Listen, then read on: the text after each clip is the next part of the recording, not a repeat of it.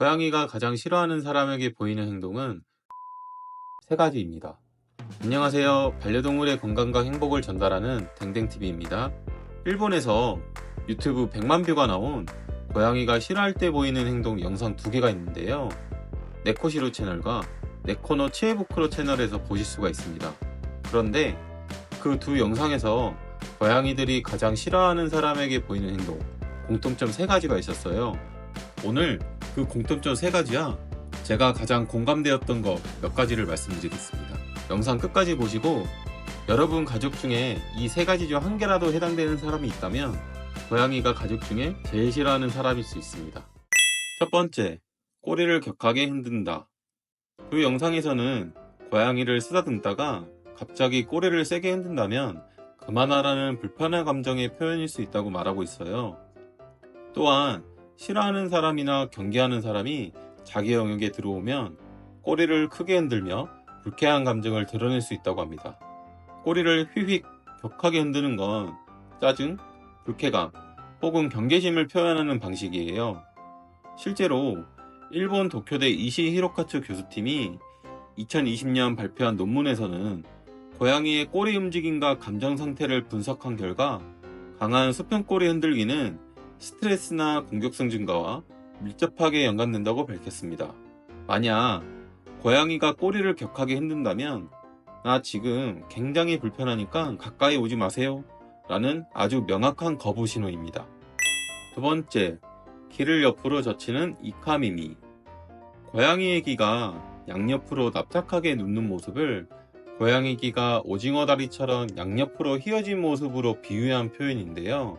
일본에서는 이카를 오징어, 미미를 귀라고 해서 이것을 이카미미라고 불러요. 이건 고양이가 강한 경계 상태이거나 누군가의 접근에 공포 반응을 느끼고 있다는 뜻이에요. 호주 멜버른 대학교 수의행동학과 연구에서는 고양이가 가장 불안할 때 나타나는 3대 반응 중 하나로 이카미미 상태를 꼽았습니다.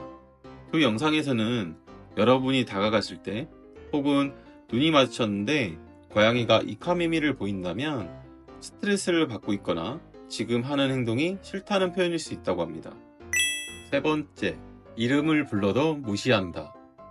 두 영상에서 당신이 부를 때만 고양이가 무시한다면 그건 꽤 높은 확률로 특정 인물로서 싫어하고 있다는 뜻이라고 합니다.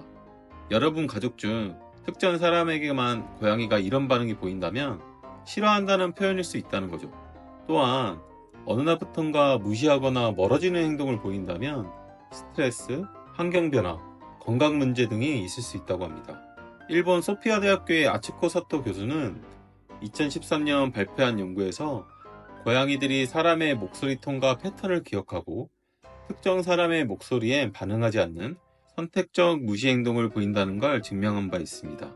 만약 특정한 사람에게만 지속해서 반응하지 않는다면 그건 신뢰가 무너졌다는 의미일 수 있어요. 목소리조차 감정적으로 거부하는 거죠. 네 번째, 다가가면 피하거나 숨는다.